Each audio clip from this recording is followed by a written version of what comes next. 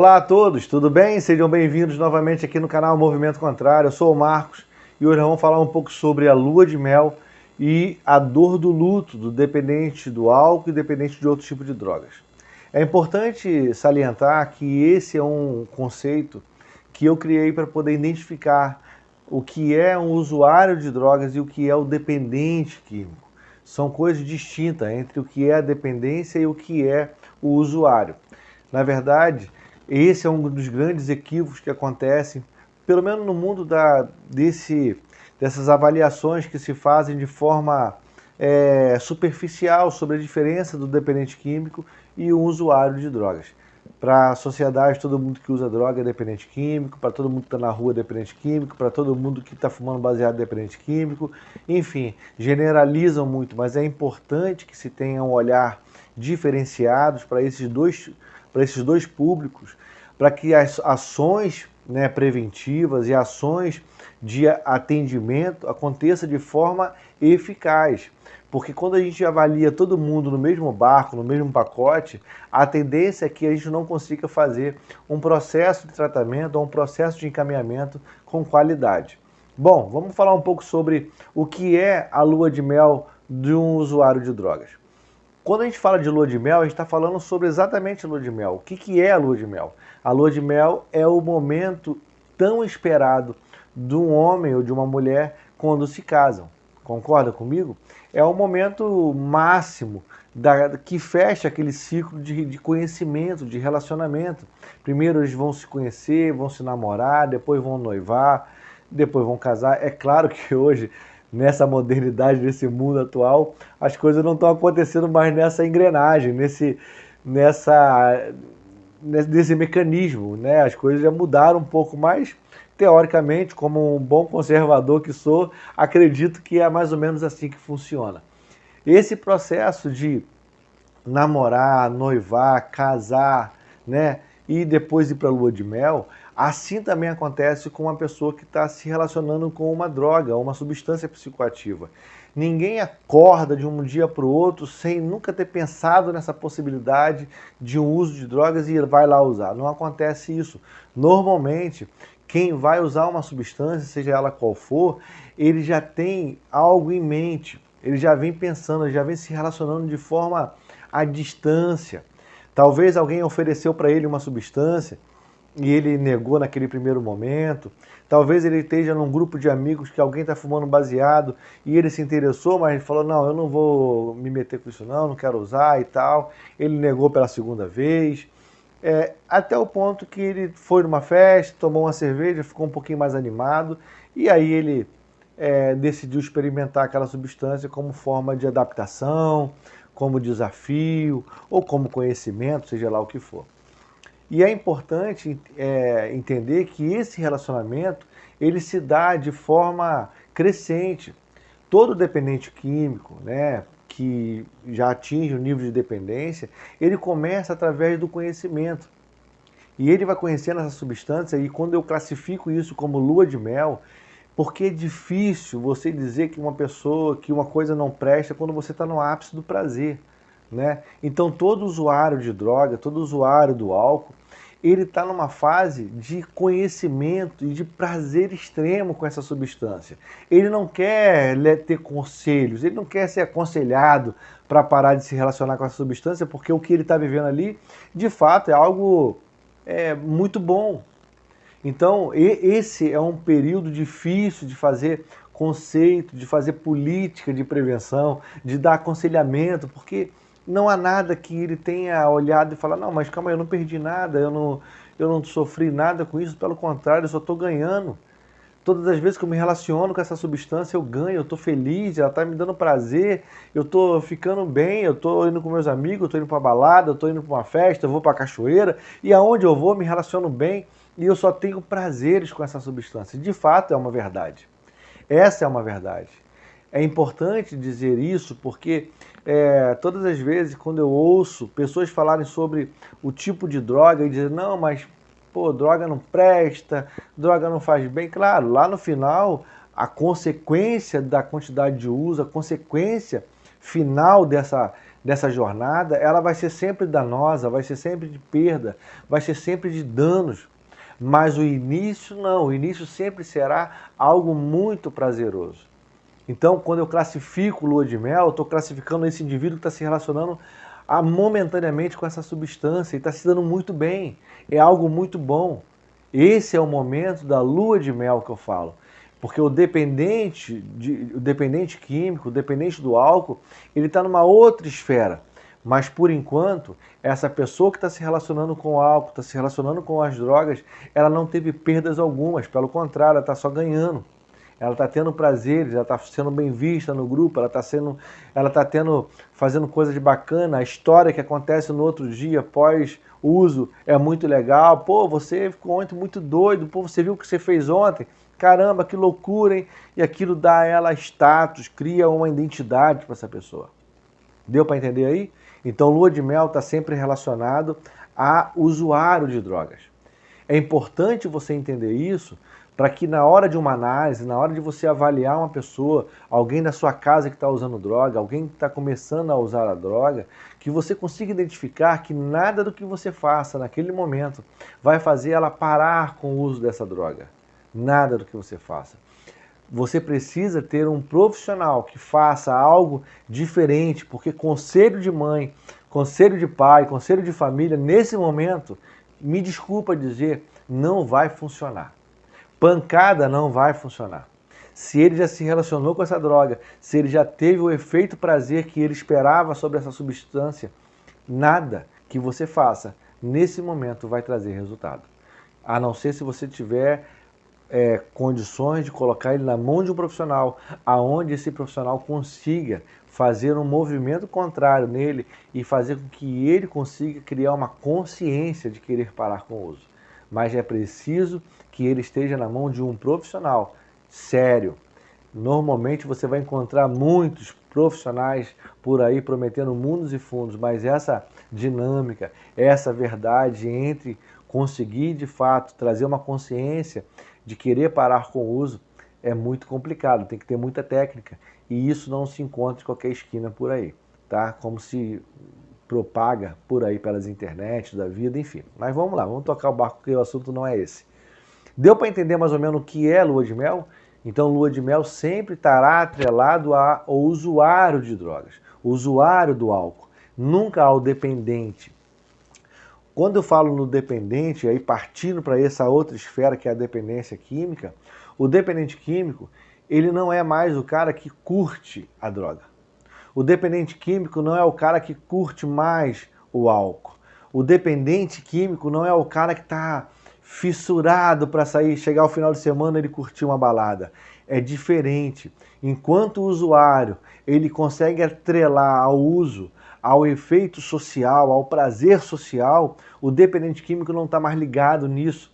O dependente químico não quer mais saber das festinhas, o dependente químico não quer saber mais das baladas, o dependente químico não quer saber mais do prazer social. O dependente químico agora está querendo saber e não se sentir mal sem a droga. Esse é o nível da dependência química. A dependência química, o cara está em fase de nojo da substância. No entanto, ele não consegue ficar mais sem ela. É um relacionamento abusivo. Eu costumo dizer como se fosse, se lá no início, na lua de mel, o relacionamento é prazeroso, é uma troca de carícias entre a substância psicoativa e o indivíduo. Na dependência química, nós costumamos dizer que é um relacionamento abusivo entre o indivíduo e a substância. A substância não traz mais prazeres para ele. O que dá a ele é o sentido de não se sentir mal. Ele não consegue mais ficar sem ela, mesmo não querendo. Ele não consegue mais, ele chora, ele fala que não quer, ele não consegue, se ele pudesse, ele tem arrependimentos profundos dentro da alma dele, porque ele não quer mais usar, mas ele não consegue.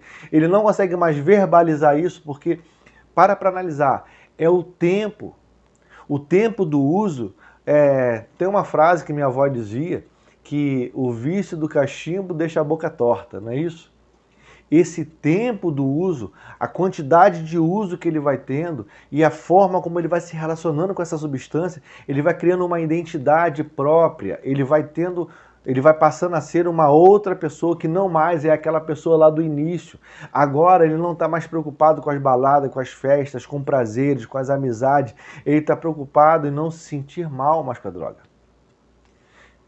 Se lá no início do efeito prazer, se lá no início, na lua de mel, era difícil você falar sobre tratamento, se lá no início era difícil você falar que droga faz mal, que essa substância faz mal, agora na dependência química é mais fácil falar porque ele está vendo, ele está vivenciando isso. Mas tem que saber falar, tem que saber como se reportar a um dependente químico. Porque tudo que você fala é porque assim, voltando de novo à frase da minha avó, que o vício do cachimbo deixa a boca torta, ele já criou um mundo paralelo. As amizades dele não são mais aquelas amizades da balada, dos amigos. As amizades dele mudaram. Agora são todas as pessoas que estão usando droga. São pessoas que relacionam com as drogas. São pessoas que se relacionam com esse universo. Ele agora não é mais aquele garotão que fumava um baseado para poder curtir uma noitada, dar um teco. Não, agora esse cara, ele compra o baseado, ele se maloca num terreno baldio, ele se maloca num quarto, ele já está escondido, ele não quer mais saber de amizade, ele não quer saber mais de família, ele não senta mais numa mesa para almoçar com a família, ele não quer saber mais de Natal, ele está isolado no mundo dele. O dependente químico, ele está sofrendo, só que ele não sabe mais por que ele está sofrendo. Por que agora, se antes era tão bom, por que agora é tão ruim? Sabe aquele gráfico do marca-passo? Eu vou botar aqui para você ver. Se no início o marca-passo ele marca para cima e cada vez ele usa mais a substância porque é bom, né? Na dependência química é ao contrário. O marca-passo ele é inverso, em vez de ser para cima ele é para baixo. Agora ele usa para não se sentir mal. Se antes ele usava para se sentir bem, porque era bom, agora ele usa porque não quer se sentir mal. A quantidade de pessoas que estão na dependência química e que hoje sofrem de forma absurda porque não consegue mais parar e normalmente ela não consegue verbalizar isso, ela não consegue falar do que ela está vivendo, porque parece que é um mundo só. Parece que ela é a mesma pessoa que está vivendo lá atrás, quando na verdade não é. Tem um caso muito interessante de um jovem senhor que eu conheci há alguns anos atrás, e ele falava no tratamento dele, falava assim, olha, porque minha esposa gosta muito disso, minha esposa gosta muito daquilo. E ele sempre falava da esposa dele, porque minha esposa é muito bacana, minha esposa faz isso, minha esposa gosta de cozinhar, ela faz uma lasanha como ninguém. Minha esposa, ele falava da esposa de uma forma. Só que ele já estava separado dessa esposa dele há 35 anos. A esposa já estava casada com uma outra pessoa, já tinha filhos maiores de idade e ele parou nesse mundo. Às vezes é difícil o dependente químico identificar que ele não é mais aquela mesma pessoa lá de trás. Aí que é o pulo do gato, é aí que precisa ser avaliado. Muitos dependentes químicos precisam ter uma realidade sobre quem ele é de fato. Mas para fazer isso precisa de técnicas. Para fazer botar esse espelho diante dele, tem que ter técnicas. E não é qualquer uma pessoa que vai fazer isso.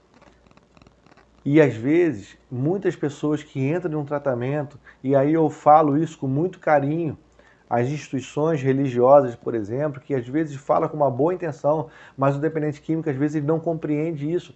Quando fala, por exemplo, restituir algo.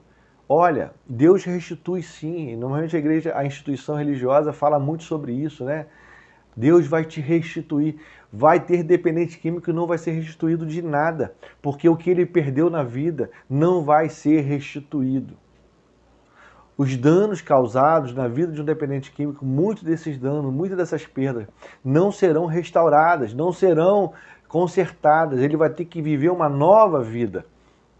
E talvez aí seja o grande problema, porque o indivíduo ele acredita que ele é ainda aquele jovem que começou a fumar um baseado lá atrás, quando na verdade ele não é mais esse cara, ele já mudou, ele agora é um dependente químico.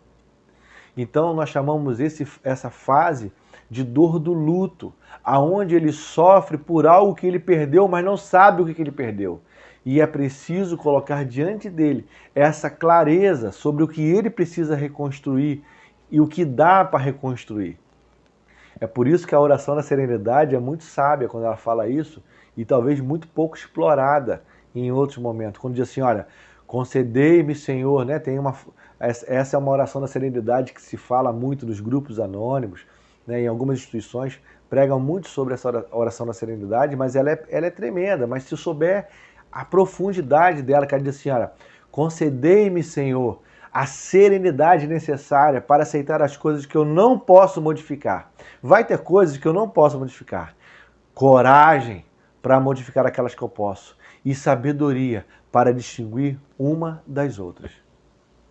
Vai ter coisas que você não vai modificar. Vai ter coisa na vida de um dependente químico que ele não vai conseguir modificar. Ele vai ter que aceitar. Aceitar as coisas que não pode modificar. E coragem para modificar aquelas que pode. Então nós chamamos essa fase de dor de luto, quando o dependente químico ele começa a perceber que ele perdeu muitas coisas, mas ele não sabe como fazer para restaurar isso. Porque a dor é muito grande. Quando ele olha para trás, ele vê que não tem mais a esposa, não tem mais o marido. Quando ela olha para trás, vê que perdeu o tempo, que não tem mais uma profissão, que não tem mais estudos, que não consegue mais produzir na vida, que está paralisada a vida dele, ele vai começar e ela vai começar a sofrer essa dor.